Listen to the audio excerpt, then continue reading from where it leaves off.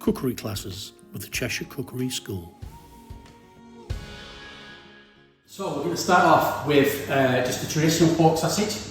We've got a little bit of seasoning here to go in there. We've got a little bit of salt, there's a bit of thyme, there's some sage, a bit of nutmeg, black pepper, a little bit of rusk. So we're going to make a very traditional English sausage. Back in the day, they would make sausages using any old bits, throw them in and put the rusk in to fill it out because there'd be a lot of fat in there. The rusk would give it a bit more body. So for me, a traditional sausage needs a bit of rusk.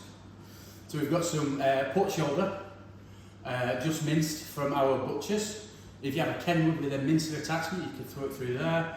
You could buy mince from the supermarket, but you know it's always a bit better. You know that this is just shoulder. We're then going to make an Italian, like a spicy Italian with some chilli and some fennel in there, which is beautiful.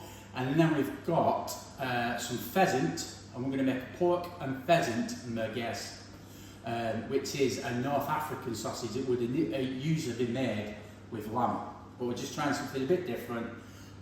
So we'll go through, we'll make the traditional ones first. We'll show you to mix them, link them, and other things that you can do with them. So we've got our pork here, and then we're going to add our seasoning.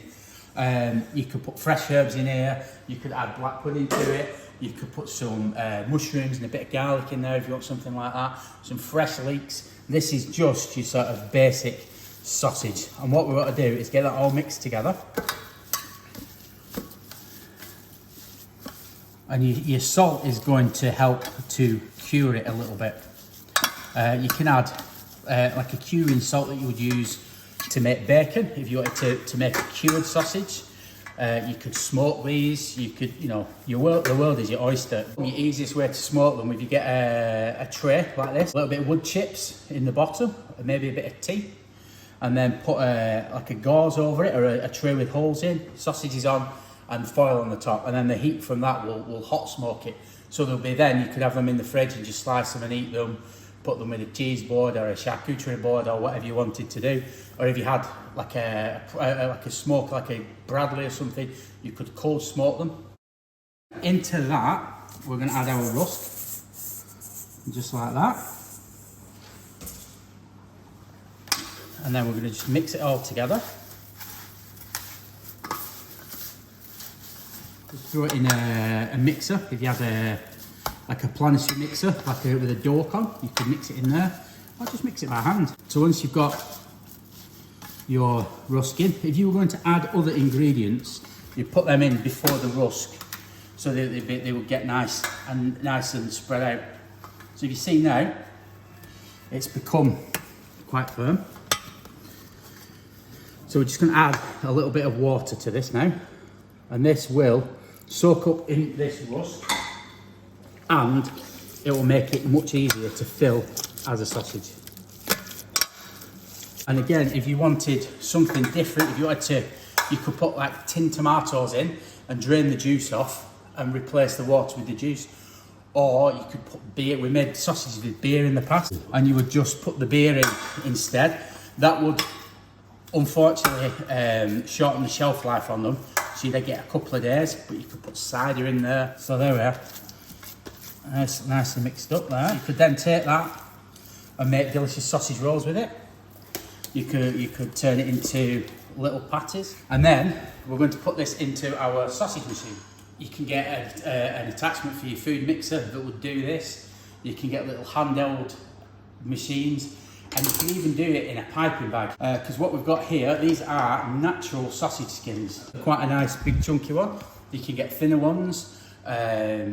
It's a similar process you would do if you were making a haggis, but you would get the beef ones that are much bigger, so you could make like a bigger sausage. You can do black pudding, similar sort of machine. This sausage, you can get it from online, Amazon. The natural ones need soaking for a couple of hours because they come in salt, but you can get a synthetic one that's made from witchcraft.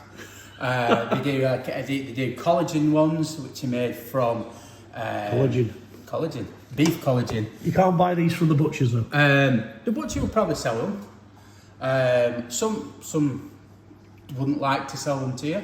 Yeah, I but see. you can buy them online. You were going to your butcher and said, "Oh, I need a bit of pork mince, and can I get a length of sausage skin just to have a try?" But if you pack your piping bag, nozzle on the end, your little skins on, and just gently squeeze it, it will fill. The pork's in here, and then the pork's going to come out of here like this, and then we're just going to take our skin and tie a little knot in the end, and then nice and smoothly. Whether you have one of these or an automated machine, they're all the same thing. It's just forcing the meat out through the tube, and you just want to get you want a little bit of space in there because we're going to fill these in a minute. Link these in a minute. Like I say, you can just make them into a patty or roll them into like a kebab and cook them like that. If you didn't want the pork, you could use beef mince, you could use lamb mince.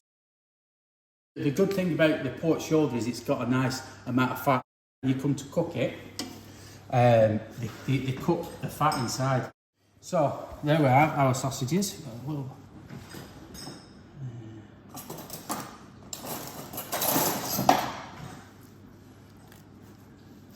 Pop them in there like that. So then you want to make a little sausage, or however big you want your sausage. And then we're going to make another little sausage like that. And then we're going to spin them round and bring them back up like this. So then we're making our sausage links.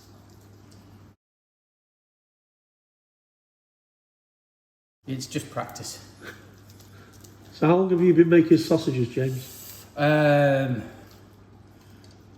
Probably about 15 years to work in a butcher's, well, from leaving school.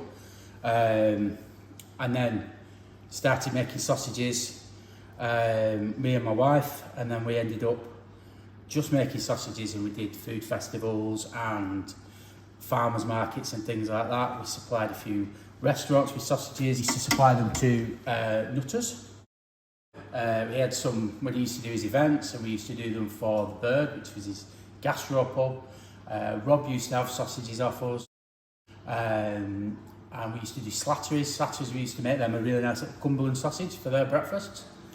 So that's it really. That's your traditional pork sausage. And now we're going to do some Italian sausages. Part 2 of making sausages with Chef James here at the Cheshire Cookery School is next.